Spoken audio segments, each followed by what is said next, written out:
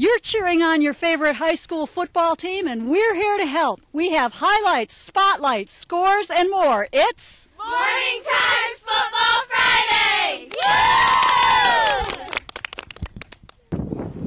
All of our local high school football teams took the field to kick off their seasons last weekend, but for 3 of those teams, that opening win eluded them. The Athens Wildcats made the trip down Route 6 to Wyalusing Ram territory this past weekend for their season opener. They were hoping to bring a W back on the bus, but it wasn't to be.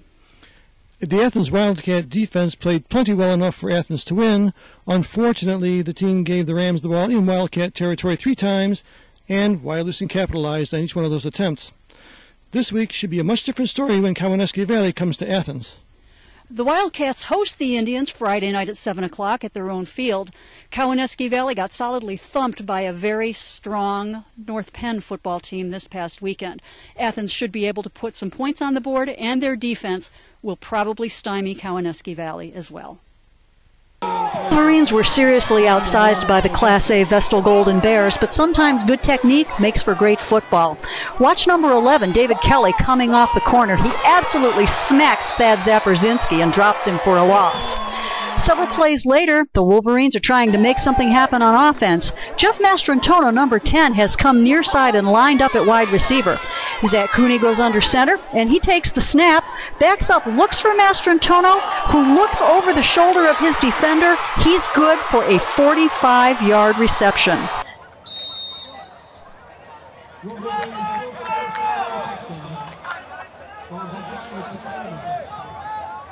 Waverly now deep in Vestal territory, looking to put some points on the scoreboard for the evening.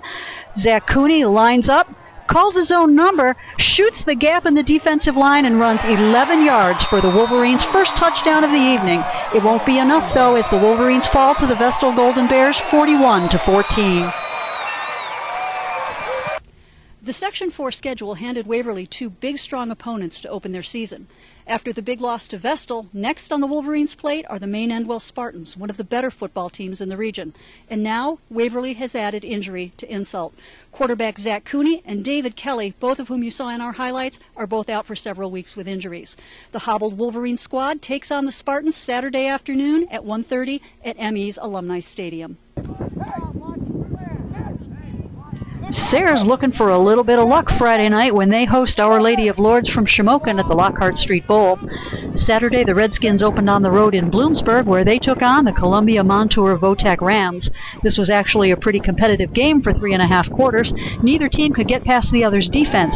CMVT finally capitalized on a Redskin miscue, drove deep into Sayre territory, and finally scored with just over 8 minutes left in the game. After that, Sayre never really could get back on their feet. They fell to the Rams 20-0.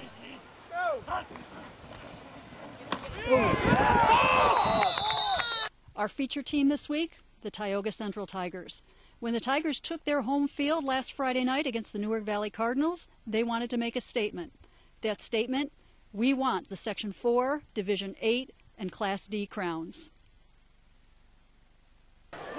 We told you last week on Football Friday that the Tioga Central Tigers were going to be a team to watch. Cardinals quarterback Troy Sheese, senior, backing up into the shotgun, watched, and he saw the Tioga Tigers defense in his face. That's where they stayed all night long. Whoops, here he hits the deck courtesy of Chad Hulbert and Matt Stahl.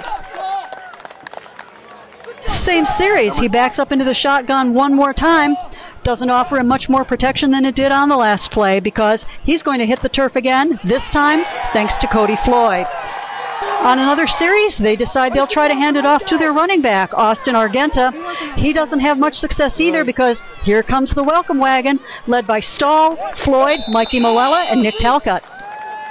Offensively, the Tigers had a pretty nice night, too. Keep your eye on number 42 in the backfield. That's sophomore Tyler Spires taking the handoff and disappearing into the pile, but look out, here he comes, turning this into a nice gain and setting up the Tigers in great field position for one of their 4 touchdowns on the evening. Spires finished the night with 171 yards on 18 carries as the Tigers roll over the Cardinals 32-0. Friday night, the Tioga squad travels to Odessa Montour as they continue their quest for the Division 8 title. Tyler, how important was it for you last weekend, for you and for the Tigers, to establish the ground game that you did and have the kind of night that you did against Newark Valley? I think it was very important that we established our running game. We're not the usual Tioga team that either has a losing season or went 6-3 last year. We were trying to show people that we're a force to be reckoned with and going for the Section 4 title. And you're a sophomore coming in and carrying a lot of the running load so far this year. What contribution do your senior upper-class offensive linemen make to your success on the football field? Well, the upperclassmen have helped me ever since last year. They're always telling me tips and stuff on how to run. And this year, with the O-line being a bunch of seniors, they're always telling me where the cutbacks are and where I should be running, and it's a real big help. This is the Tioga Central offensive line. Now, you've heard it said that the O-line doesn't get their props. Not so this week. Be sure to pick up a copy of our print edition of Football Friday in the Morning Times and read about these guys. And don't forget to click back here again next week for another edition of Morning Times Football Friday.